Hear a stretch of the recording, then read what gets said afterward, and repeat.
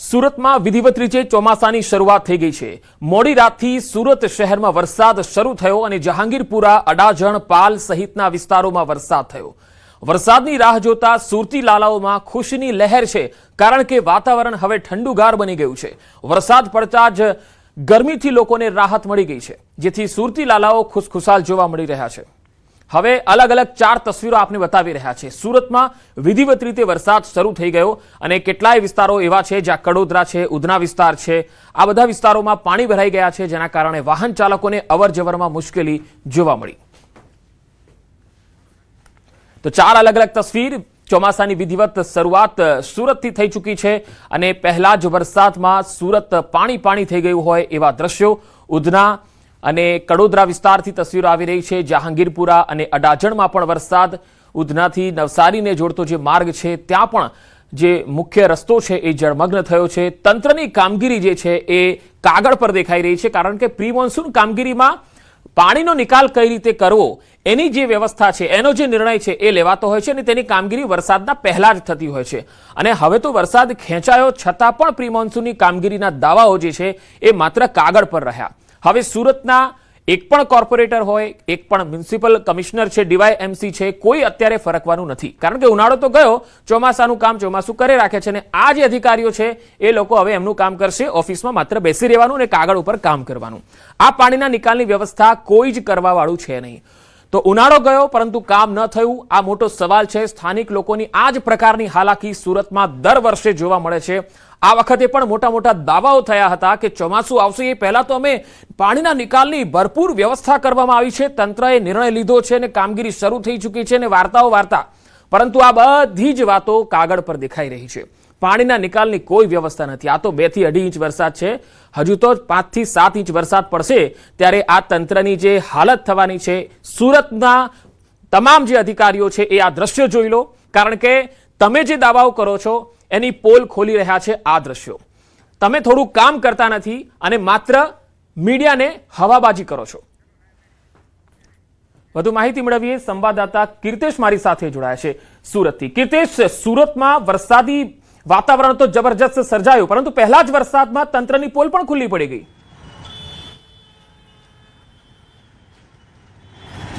બિલકુલ પંકજ, જે રીતે ચોમાસાની આતુરતાથી રાહ જોવાઈ રહી હતી ત્યારે વિધિવત ચોમાસાની શરૂઆત થઈ ગઈ છે અને સુરતનો ઉધના મેઇન રોડ કે જે નવસારીને જોડતો રોડ છે, આ રોડ પર કહી શકાય એટલી હદે પાણી ભરાયા છે કે છેલ્લા 2 કલાકથી વાહન વ્યવહાર જામ થઈ ગયો છે।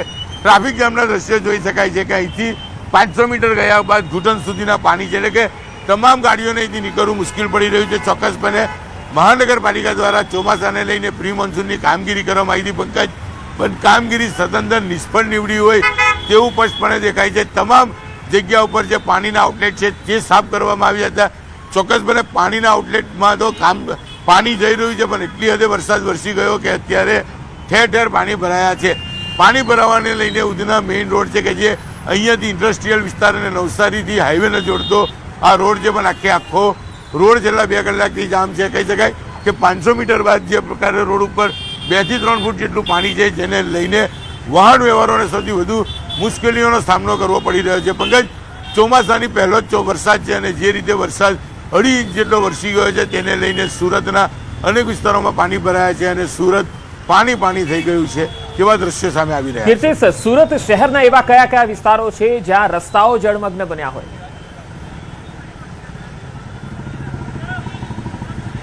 બિલકુલ, સુરતનો ઉધના મેઇન રોડ છે, સુરતનો વેસુ વિસ્તાર છે, સુરતનો પાંડેસરા, સચિન, લિંબાયત અને ખાસ કરીને સુરતનો વેડ રોડ, કતારગામ, વરાછા, આ તમામ વિસ્તારો કે જે નીચાણવાળા ભાગ છે કે ત્યાં આગળ પાણી ભરાય છે। હું એક દ્રશ્ય બતાવવા માંગીશ કે જે આઉટલેટ છે, મહાનગરપાલિકાએ કયા પ્રકારની કામગીરી કરી છે એ તો ખબર નહીં, પણ પાણી વધી જતાં લોકોએ આઉટલેટના ઢાંકણા ઉંચકી પથ્થર મૂકીને પાણીનો નિકાલ કરવાનો પ્રયાસ કરી રહ્યા છે। અને હું એક દ્રશ્ય બતાવવા માંગીશ કે અહીંથી કહી શકાય 5 થી 7 કિલોમીટર રોડ છે, તમામ રોડ આ જ પ્રકારે વાહનોથી જામ છે, કારણ કે એક બાજુ મેટ્રોનું કામ ચાલી રહ્યું છે, બીજી બાજુ જે પ્રકારે પાણી ભરાયા છે જેને લઈને લોકો સૌથી વધારે મુશ્કેલીઓનો પંકજ સામનો કરી રહ્યો છે। સુરતના જેટલા નીચાણવાળા વિસ્તારો છે જે તમામ જગ્યા પર હાલ પાણી ભરાવાના મેસેજ મળ્યા છે। ખાસ કરીને પાણી ભરાવા સાથે સાથે જે પ્રકારે જાણકારી મળતા મહાનગરપાલિકાની ટીમ પાણીનો નિકાલ કરવા પણ મોટી સંખ્યામાં સુરતના રસ્તા પર ઉતરી છે.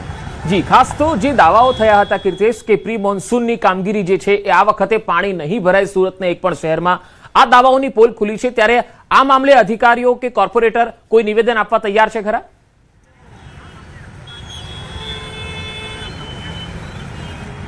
પંકજ, પ્રી મોન્સૂનની કામગીરી સુરત નહીં પણ આખા ગુજરાતના દરેક મહાનગરપાલિકા નગરપાલિકા તમામ લોકો કરતા હોય છે ચોમાસા પહેલા. સુરત મહાનગરપાલિકાએ તો બહુ મોટા દાવા કર્યા હતા કે આ વર્ષે પાણી નહીં ભરાય, ખાડી પૂર નહીં આવે, પણ પહેલા જ વરસાદે તંત્રની પોલ ખોલી કાઢી છે. પ્રી મોન્સૂનના નામે માત્ર સુરત મહાનગરપાલિકાના કર્મચારીઓએ કૌભાંડ કર્યા હોય તેવું લાગે છે. આ તો ચોમાસાની શરૂઆત થઈ, પણ થોડા દિવસ પહેલા કમોસમી વરસાદને લઈને પણ પાણી ભરાયા હતા. એટલે કે માત્ર 1 કલાક પડેલા વરસાદને પાછો પાણી ભરાઈ જતા હોય તો આ છેલ્લા કેટલાક કલાકથી સુરતમાં વરસાદ સતત વરસી રહ્યો છે. એટલે કે પ્રી મોન્સૂનની કોઈ કામગીરી કરવામાં જ નથી આવી, માત્ર આ કામગીરી કાગળ ઉપર જ કરવામાં આવે છે, જેને લઈને લોકો હેરાન થઈ રહ્યા છે. સુરત મહાનગરપાલિકાએ તો ખાડી પૂર ના આવે એના દાવા કર્યા છે, પણ સુરત ગ્રામ્યમાં પડેલા વરસાદ બાદ તેનું પાણી જ્યારે સુરતના મધ્યમાંથી પસાર થતી ખાડીઓમાં આવે છે ત્યારે છેલ્લા 4 વર્ષથી ખાડીપુર આવે છે. આ વર્ષે જોવાનું રહ્યું કે ખાડીપુર આવે છે કે કેમ, પણ અત્યારે તો પહેલા જ વરસાદે મહાનગરપાલિકાની પ્રી મોન્સૂનની કામગીરી છતી કરી દીધી છે આ વરસાદે. જી, ખાસ તો સ્થાનિક લોકો શું કહે છે કીર્તેશ, આવા વરસાદમાં જ્યારે વારંવાર પાણી ભરાય લોકોને કેવી મુશ્કેલી પડતી હોય છે?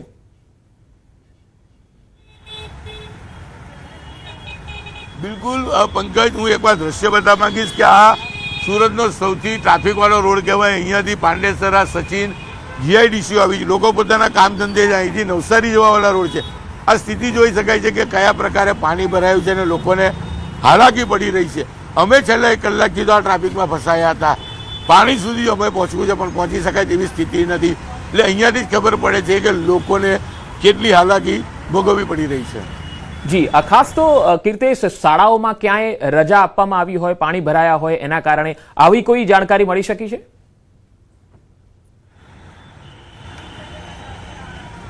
બિલકુલ પંકજ, આ જે વિસ્તાર છે આ વિસ્તારથી આગળ મુખ્ય માર્ગો પર સ્કૂલ આવી છે, ત્યાં પહોંચે તો જ ખ્યાલ આવે કે પાણી સ્કૂલોમાં ભરાયા છે કે કેમ. અત્યારે તો મેઇન રોડ પર પાણી છે અને પાણીને લઈને વાહન વ્યવહાર, જનજીવન પર અસર પડી છે.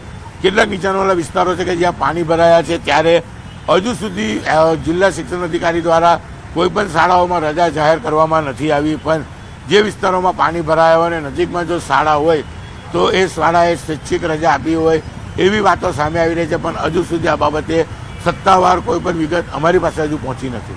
જી, ખાસ કીર્તેશ, વરાછાની ઈશ્વર કૃપા સોસાયટીમાં પણ એક ઝાડ પડ્યું હતું અને જાણકારી મળી છે કે ફાયર બ્રિગેડની ટીમ પણ ત્યાં પહોંચી છે. આવા બીજા કયા કયા વિસ્તારો છે કે જ્યાં અત્યારે ફાયર બ્રિગેડની ટીમો ડિપ્લોય કરવામાં આવી હોય?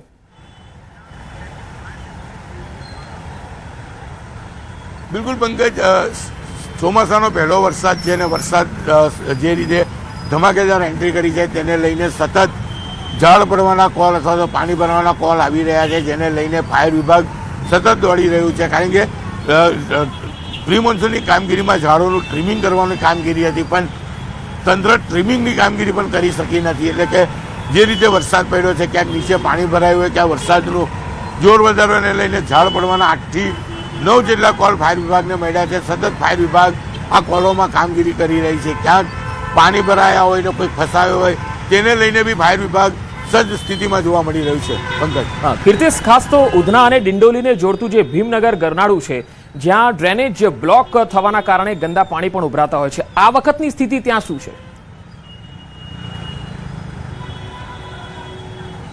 બિલકુલ ત્યાં આગળ પણ પંકજ પાણી ભરાઈ ગયા છે. ગણતરીની મિનિટોમાં અમે પહોંચીશું અને ત્યાંના દ્રશ્યો પણ બતાવીશું. કારણ કે સામાન્ય વરસાદ આવે ત્યારે લિંબાયત અને ડિંડોલીને જોડતો, ઉધનાથી લિંબાયતને જોડતા જે અંડરપાસ છે તે પાણીથી ભરાઈ જતા હોય છે. બાજુમાં ડ્રેનેજ લાઈનો હોય છે, પણ આ ડ્રેનેજ લાઈનો બ્લોક થઈ જાય છે.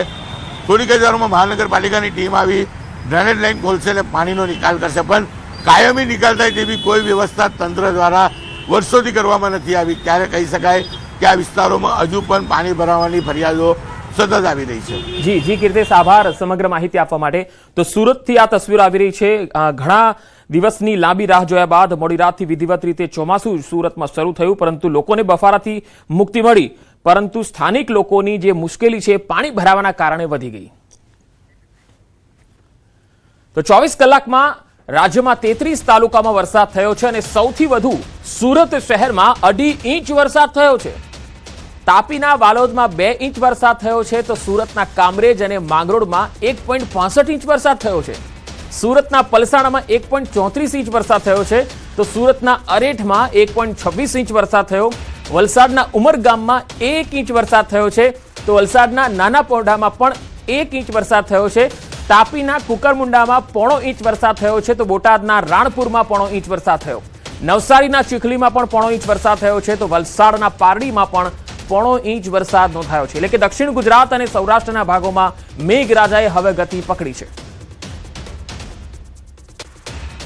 રાજ્યના 5 જિલ્લામાં ઓરેન્જ એલર્ટ જાહેર કરાયું છે. આ વરસાદનું ઓરેન્જ એલર્ટ છે. 10 વાગ્યા સુધી વરસાદને લઈને એલર્ટ જાહેર કરાયું છે. એટલે કે ઘણા બધા વિસ્તારોમાં વરસાદ પણ થઈ રહ્યો છે.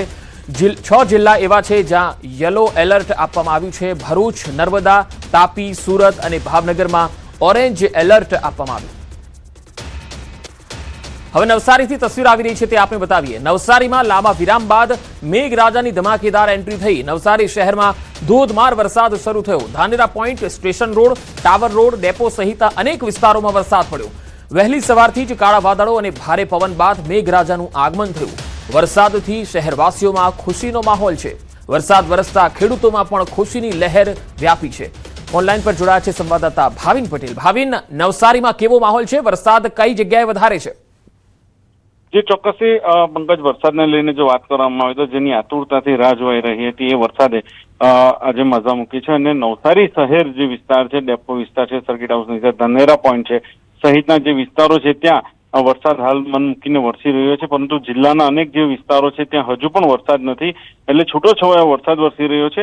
બીજી બાજુ ખેડૂતો પણ જે આતુરતાથી વરસાદની રાહ જોઈ રહ્યા છે એના માટે પણ એક ખુશીના સમાચાર છે કે વરસાદ જે લંબાયો હતો, જૂન મહિનો પતવાના આરે છે અને વરસાદ નહીં વરસી રહ્યો હતો એના કારણે ખેડૂતો પણ ચિંતિત હતા. પરંતુ હવે જે વરસાદી માહોલ બની રહ્યો છે તેના કારણે ખેડૂતો પણ ખુશીનો માહોલ હાલ દેખાઈ રહ્યો છે. પંકજ જી ભાવિન, આભાર માહિતી આપવા માટે.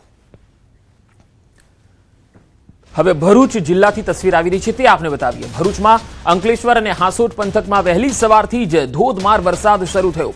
ચોમાસાનું અહીંયા વિધિવત આગમન થઈ ગયું. વરસાદની રાહ જોઈ રહેલા ખેડૂતોમાં ખુશીનો માહોલ જોવા મળ્યો છે. લાંબા સમયથી વરસાદ ન વરસતા ખેડૂતો ચિંતિત બન્યા હતા. જો કે ચોમાસાના વિધિવત પ્રારંભ સાથે જ ખેડૂતોમાં હરખની લાગણી જોવા મળી. વરસાદના કારણે વાતાવરણમાં ઠંડક ફેલાઈ છે અને આગામી દિવસોમાં પણ સારો વરસાદ રહેવાની આશા વ્યક્ત કરવામાં આવી રહી છે. હવે જૂનાગઢથી આ તસવીર આવી રહી છે તે આપને બતાવીએ. જૂનાગઢ શહેરમાં મેઘરાજાની એન્ટ્રી થઈ. સવારથી જ વરસાદનું ધમાકેદાર આગમન થયું. શહેરના વિવિધ વિસ્તારોમાં ધોધમાર વરસાદ થયો. ભારે વરસાદથી રોડ પર પાણી જોવા મળ્યું અને ભરાવાનું પણ શરૂ થયું છે. વરસાદ પડવાથી વાતાવરણમાં ઠંડક ફેલાઈ ગઈ છે. વધુ માહિતી મેળવીએ. જૂનાગઢથી સંવાદદાતા અમાર વખાઈ જોડાયા છે. અમારા જૂનાગઢમાં કયા કયા તાલુકાઓમાં હાલ વરસાદ છે?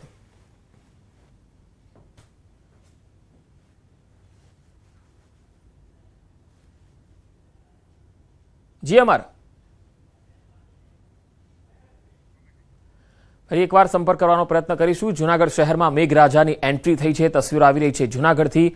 જૂનાગઢ શહેર અને જિલ્લાભરમાં વરસાદી વાતાવરણ જામ્યું છે. વહેલી સવારથી જ વરસાદ શરૂ થયો છે. શહેરના અનેક વિસ્તારોની અંદર ધોધમાર વરસાદ તૂટી પડ્યો હતો અને વરસાદી વાતાવરણ જામતા લોકોને પણ ગરમીથી રાહત મળી ગઈ છે. તસવીરો જૂનાગઢથી આવી રહી છે. તસવીરોમાં જોઈ શકાય છે.